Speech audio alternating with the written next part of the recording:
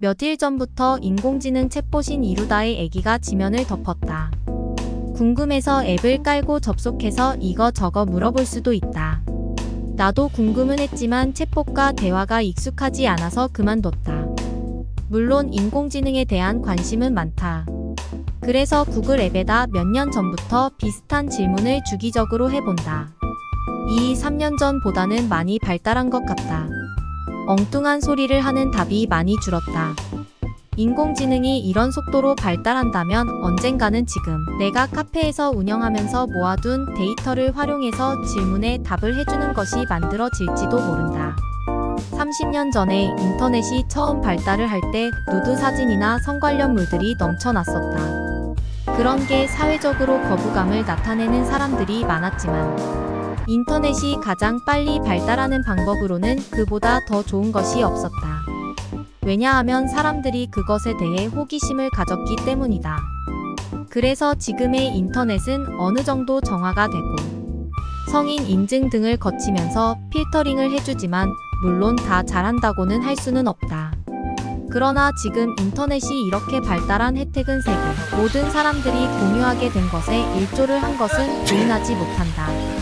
부작용이 있더라도 호기심을 가지고 인생을 살아라. 일을 재미있게 할 수 있는 최고의 불씨는 바로 호기심이며 일이 재미없고 하기 싫은 것은 우리들 마음속에 호기심이 사라졌기 때문이다. 많은 실패한 사람들의 공통적인 특징은 마치 모든 것을 다 깨우친 듯 별다른 관심도 없이 다 살아본 것처럼 그렇게 행동을 한다. 그러나 성공하는 사람들의 대부분은 모든 현상에 대한 끊임없는 호기심과 관심을 가지고 능동적이고 보다 적극적으로 행동한다. 젊은이와 노인의 차이 역시 마찬가지이다. 그것은 나이가 많고 적음의 차이가 아니라 바로 호기심이 있느냐, 없느냐의 차이인 것이며 우리는 젊은이도 노인도 될 수 있다. 하루에도 수십 번, 수백 번씩 왜? 라는 질문을 던져보라. 그러한 호기심이야말로 어제와 다른 오늘을 나이보다 훨씬 더 젊은 당신을 만들어준다. 세상에 대한 탐구심과 열정을 잃지 않고 언제나 젊은 기운을 품고 살아야 세상은 바로 나의 것이 되는 것이다. 1살짜리 어린 아기도 호기심으로 가지고 깜짝깜짝 놀라면 더 잘 배운다. 비탈서 내려오는 장난감 자동차가 그냥 벽에 부딪혀 멈추면 이제까지 봐온 것이라 본체만체 하지만 그 벽을 통과하는 등 이전에 보지 못한 경우처럼 신기할 땐 주의 집중하며 만져보고 두드리며 저절로 학습을 하게 된다. 호기심은 실제 상황에 어긋나는 정도가 아주 크지도 않고 작지도 않을 때 가장 높다고 한다. 갓 태어난 아이에겐 온 세상이 낯설고 처음 보는 것도 많고 신기한 것도 많다. 한데 아이는 그중 어떤 것에는 관심을 보이고 어떤 것은 거들떠보지도 않는다. 도대체 기준이 뭘까? 전 세계 엄마와 인지심리학자들의 오랜 궁금증이다. 그 답은 놀라움이었다. 아기가 경기를 일으키게 하라는 것이 아니라 새로운 것을 보거나 접하게 하면 호기심이 동하게 된다. 탈무드에서는 기억을 증진시키는 가장 좋은 약은 감탄하는 것이라고 했다. 어린 아기들이 예상한 것과 반대되는 경험을 할 때 그 대상에 대해 가장 잘 배우게 된다. 왜 그런 이상한 일이 벌어지는지를 원리가 뭔지 이해하려 애쓰는 과정에서 자연스럽게 학습을 하게 된다. 아이들은 보통 신기한 것을 발견하면 뚫어져라 쳐다본다. 그리고 만져보려고 하고 입에 넣어보려고 한다. 물론 그런 호기심을 보이는 동물들도 비슷한 행동을 하지만 인간과 동물의 호기심은 그 성격이 다르다.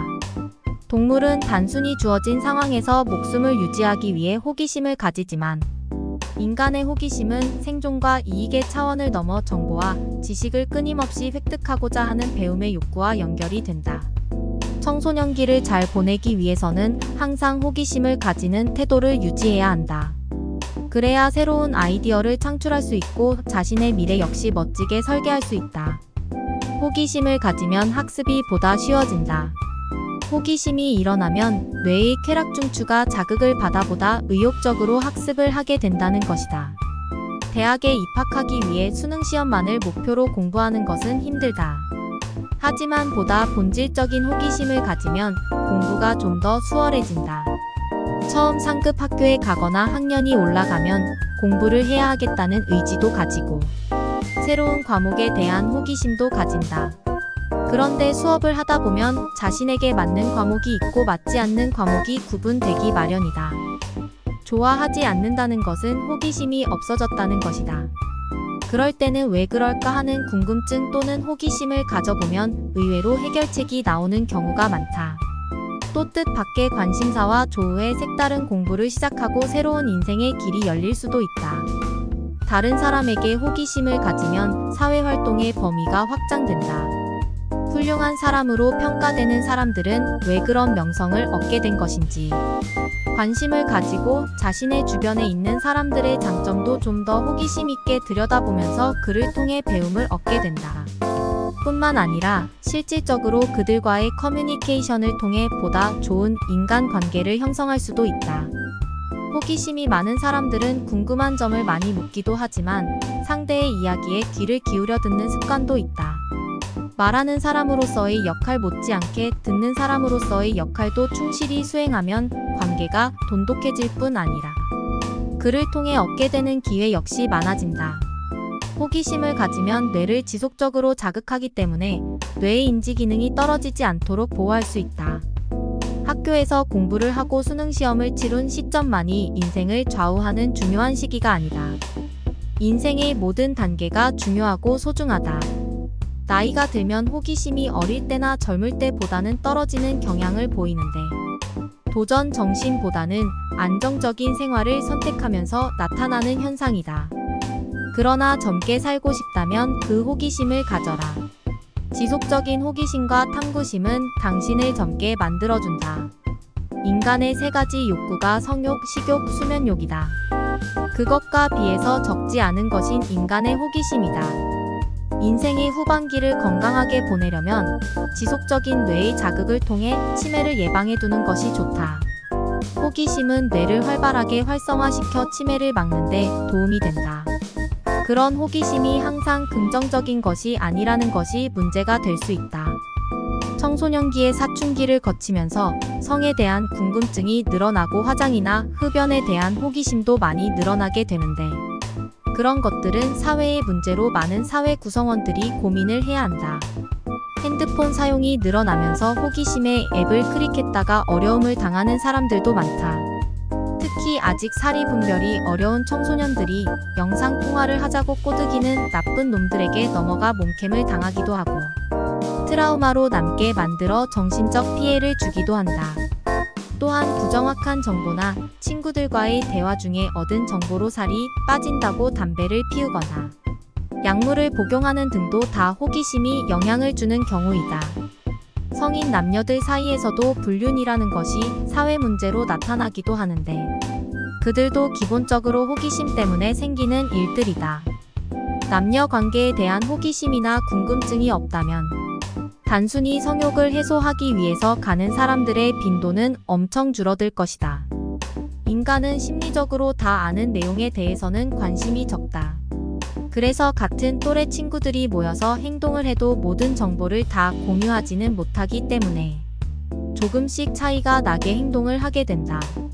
인간은 기본적으로 늘 뭔가를 궁금해한다.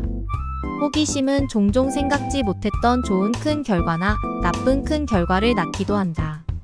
그래서 지나친 호기심의 위험성도 경계해야 한다. 인간의 이런 호기심이 인류 문명을 발달시켜왔다. 인간 특유의 열정적 호기심은 실로 많은 걸 창조해왔다. 수많은 작가와 발명가, 과학자들이 이런 호기심을 가졌기 때문에 좋은 글을 남기고 발명품이나 과학기술을 발달시켰으며 저 먼 우주를 관찰하게도 된 것이다.